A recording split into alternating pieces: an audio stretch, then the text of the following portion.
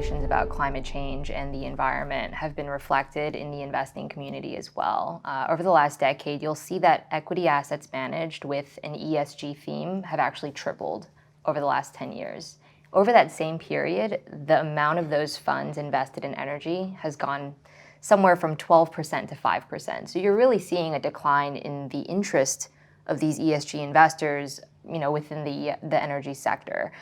What's interesting is that, when we go out and talk to investors about what the core investor concern is as it relates to climate change in the energy sector, it's not about stranded assets or peak demand as you would think. It's actually more about societal pressure and the impact that plays on regulatory uncertainty.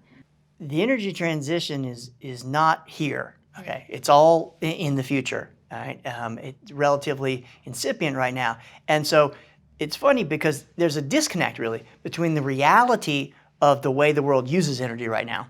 And frankly, like I say, the last 5 years have been the highest 5-year growth for oil in history. Okay, so consumers still buying, but at the same time, the rise and blossoming of concerns around this and the societal pressures are coming up. And in some ways, companies are trying to figure out how to deal with both of those, right? At the same time, I need to understand these are real concerns and they're valid. At the same time, what my consumers are actually demanding is another thing, right? And that's a difficult thing for them to do.